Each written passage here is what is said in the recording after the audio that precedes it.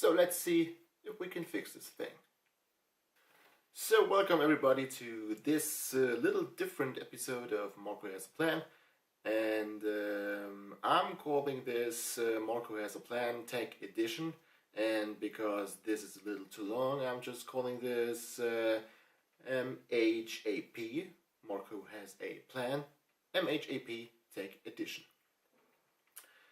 I really do not know if this is a one-time thing or I'm going on with this, but I just wanted to do a video just like this. And yeah, I guess we start. So if you guys have watched this vlog or my vlog before, then you know that I got this lens, the 50 to 200mm OIS Samsung zoom lens, and I knew before I bought it that it was broken because you could only focus it manually, and I later found out that the thing was broken was actually this thing. So I did my research, and at the end I found the spare part for this lens. Now keep in mind that there are different types of this lens. Samsung actually released this lens in 3 different versions, and you have to know which version you have, because this assembly does not look the same on every lens. Normally you could find out which version you have by looking at the front, because in there you find the specifications of the lens and you find out if you have the version 1, 2 or 3. This is actually written down in the front. However, with my version of the lens, there is nothing written in there. I guess at the end I found out that this is either a version 1 or a version 2. I think 1. So what you might want to know is what's the part number of this spare part and where can you get it. Now I have these informations on my phone, and I guess I had more information on somewhere else. So this thing is called an ASSY-IFN button assembly, and for the specific version of this lens, the item has a part number AD9720945B, and I bought it at a place called Part Simple, which I guess is based in the US, and I paid $21.75 for the lens. This lens had to be shipped to me in Germany, which cost $28.51, and I also paid duty and taxes of $6.90. So all in all, in total I paid $57.16, which came down to around 52 euros. So I guess not bad. Actually, it took a while before that part arrived here, because as I can see it here, I placed my order at Part Simple on the 12th of January, but the part did not arrive at my place until the 23rd or 24th of February. So if you want to order this thing, you can expect a wait. Alright now, and I hope this image is relatively sharp. I only see a small screen, so there is no way for me to really check that. And well, I guess we do this now. So the first thing we have to do is to unscrew this one screw here to get this assembly free. Not a big deal. Screw is loose, don't roll away. And now we just lift this thing up here, slide it down. Oh no, I guess important, something I just forgot. You have to go to manual focus, and when you have set it to manual focus, you can just lift this thing up. So always remember, just keep this thing on manual focus. Okay, now this is loose, and here you see the problem. Guess I can get this thing a little out. So that wire is broken. I don't know if that is a thing that happens often with these lenses, but yeah, the thing comes out to the side, and I guess there is the breaking point of this thing. So hopefully with the new thing this gets better. And now I haven't disassembled this any further, because now I have to get this thing loose, and I just have to move into camera's view, I guess, and see if I just can pull this out. Yeah, I guess. So we pull this thing out and it comes loose, and we just have to see. So this is what I can see from here. I really have to look up to the camera. See here, this is the side with the contact. Don't roll away. This is the side with the contacts on, and this side was facing away from the green vocabulary missing, whatever, from this green thing where the white thing is soldered on. So always, I guess, put this in the same way. So what we do now, we are going to unpack the spare part.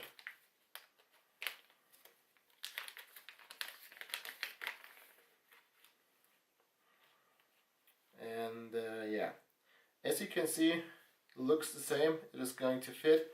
And here we have the side with the shining contacts on it. So this is going to be, I guess, a little tricky, because I have to try to get this into the socket. So let's just try this way. Guess this way or this way, whatever better way.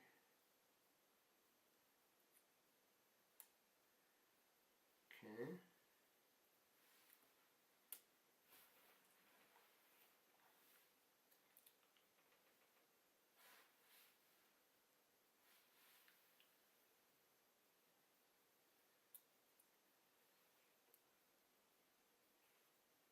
I really don't want to break this,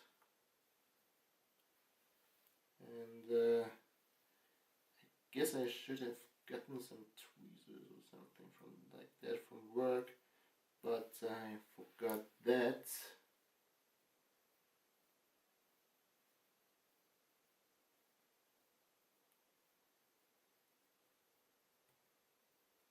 Alright, with a little force, and now I just take the screwdriver to apply a little more force to this thing. So I get this should hold. Alright, so now that this is done, I guess we place the assembly back to where it belongs, and then we screw it on. Remember, this switch has to be set to manual focus, MF. And now slide this there.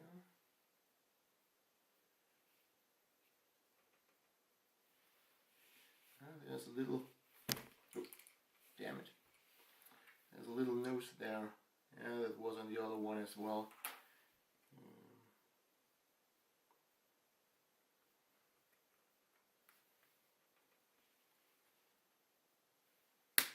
Alright, so you have to use a little bit of force to get this steady there, and now I can just put the screw on the screwdriver tip, and now try to keep my hand steady and screw this thing back in.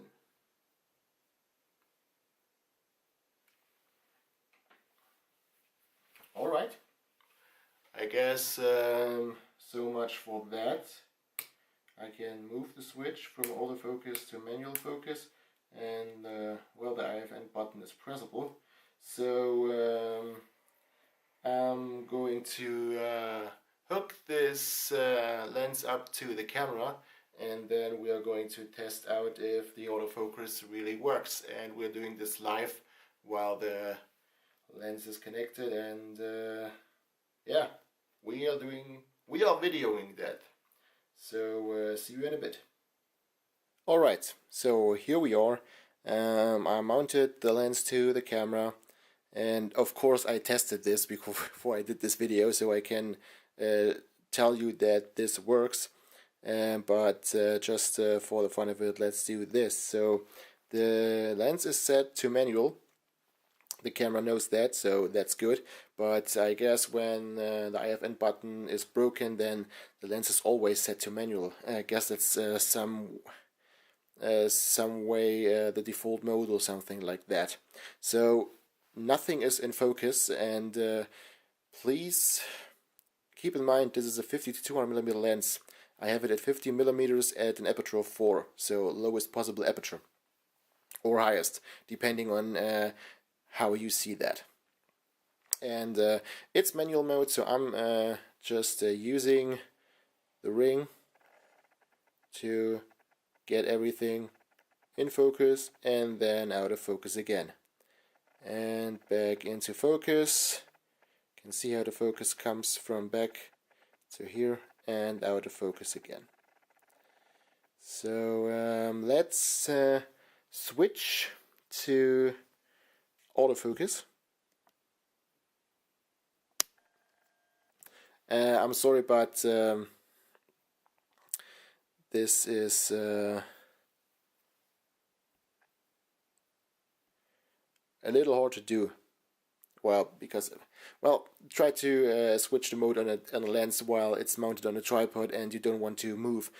It almost is not possible. So I've enabled the Touch AF. So the touch autofocus. So let's see if this works.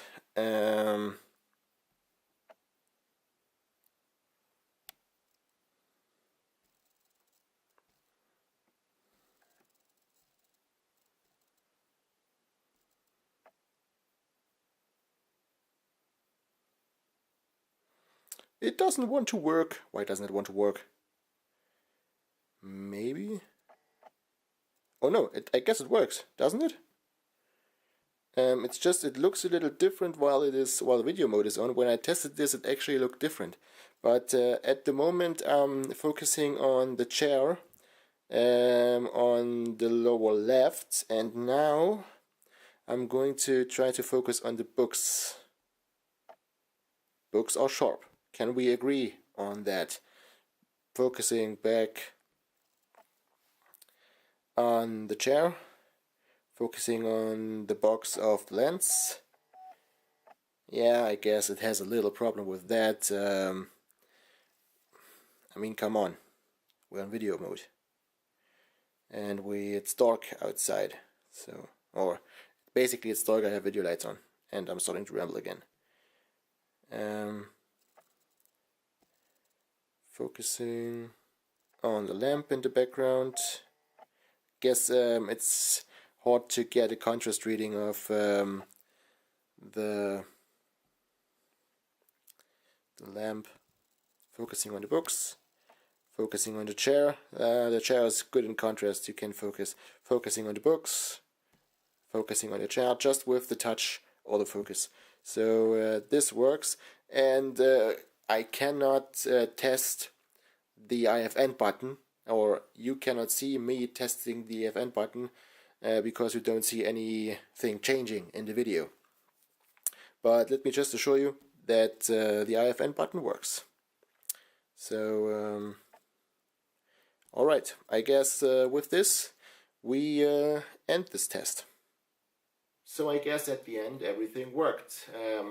The lens works perfectly. The switch from autofocus to manual focus works, the autofocus works, the IFN button works, so well, I'm pretty satisfied with this, I put the link to the spare part into the description. The link goes to Port Simple. I have no affiliation with that site at all. I do not get paid to make this video or anything. So if you like this kind of video, then thumbs it up. You want to see more of me, then subscribe to my channel. And as always, you see me when you see me.